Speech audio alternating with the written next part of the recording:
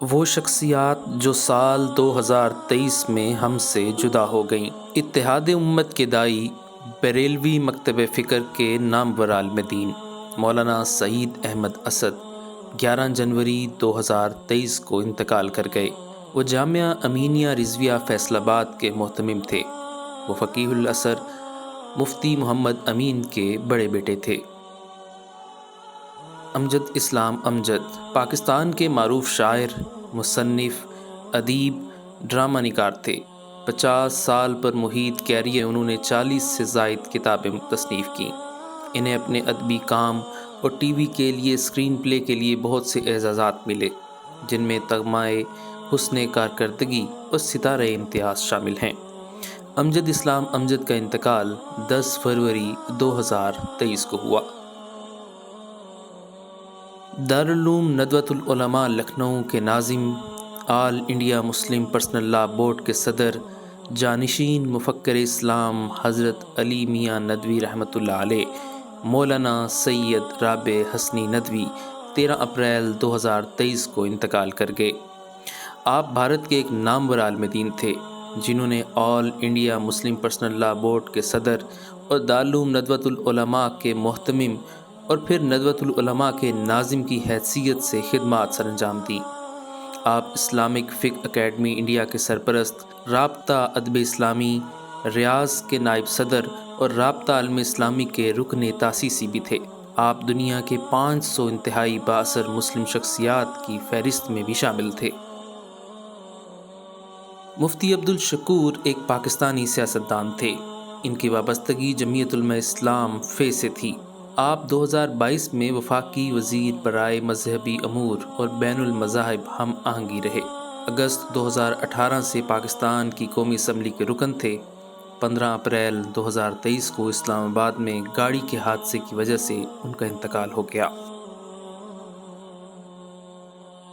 7 مئی 2023 کو مسجد نبوی کے پاکستانی امام شیخ محمد بن خلیل القاری کی وفات ہوئی۔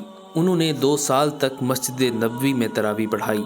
ان سے 1 سال پہلے ان کے بھائی شیخ محمود القاری فوت ہوئے۔ وہ بھی مسجد نبوی کے امام تھے۔ حافظ عبدالسلام بھٹوی، آپ 50 سال سے زائد عرصہ شعبہ تدریس سے وابستہ رہے۔ حافظ عبدالسلام بن محمد پاکستان کے معروف عالم دین اور جامعہ الدعوہ الاسلامیہ مرکز طیبہ مرید کے بانی اور مدیر تھے۔ آپ متعدد دینی کتابوں کے مؤلف اور مترجم بھی تھے۔ ملک بھر میں 150 سے زائد مدارس دینیہ کے نگران اعلیٰ تھے۔ 29 مئی 2023 کو آپ انتقال کر گئے۔ 31 جولائی 2023 کو پاکستان کی عظیم دینی درسگاہ دارالعلوم کبیر والا کے رئیس اور شیخ الحدیث مولانا ارشاد احمد کا انتقال ہوا۔ آپ دارالعلوم کبیر والا کے محتمم اور شیخ الحدیث، وفاق المدارس العربیہ پاکستان کی مجلس عاملہ کے رکن بھی تھے۔ مولانا ڈاکٹر امجد علی کی وفات۔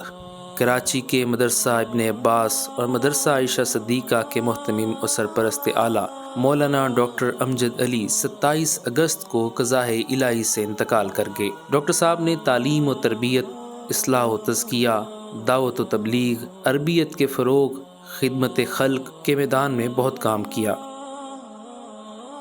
29 اگست سندھ کی معروف روحانی شخصیت مولانا عبدالصمد ہلیجو وفات پا گئے۔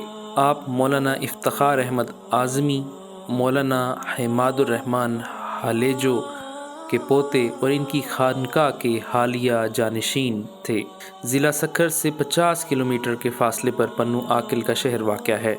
اس سے 10 کلومیٹر کے فاصلے پر قومی شاہراہ پر ہلیجی شریف کا روحانی مرکز واقع ہے۔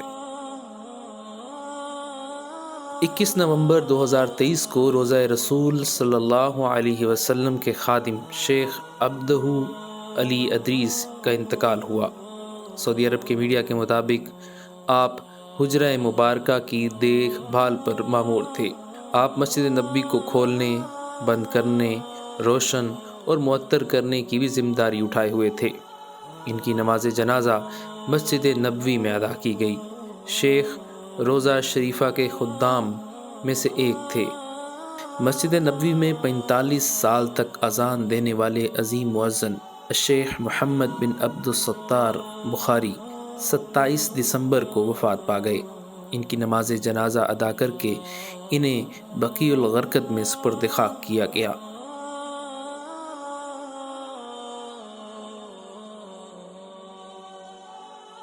سال 2023 کا آخری دن 31 دسمبر 2023 کو اسرائیلی بمباری میں مسجد اقصی کے سابق امام شہید ہو گئے۔ اسرائیل کے فضائی حملے میں مسجد اقصی کے سابق مبلغ اور فلسطینی وزیر برائے مذہبی امور شیخ یوسف سلامہ شہید ہو گئے۔ شیخ یوسف سلامہ مسجد نبوی کے مبلغ ہونے کی حیثیت سے فلسطین سمیت عالم اسلام کی قابل احترام شخصیت تھے۔ شیخ کو غزہ اور مغربی کنارے میں سرگرم مزاحمتی تنظیموں میں وحدت کی علامت بھی سمجھا جاتا تھا۔ وہ یکساں طور پر ہر علاقے اور گروپ کے لیے قابل احترام تھے۔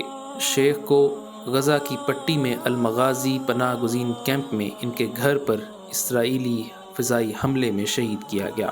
شیخ سلامہ مسجد اقصی میں مبلغ کے طور پر اپنے کردار کے لیے جانے جاتے تھے، جبکہ یروشلم میں اعلیٰ اسلامی کونسل کے سیکرٹری کے عہدے پر بھی فائز رہے اور وہ گرینڈ مغازی مسجد کے بانی تھے۔ اللہ رب العزت ان تمام لوگوں کی مغفرت فرمائے، آمین۔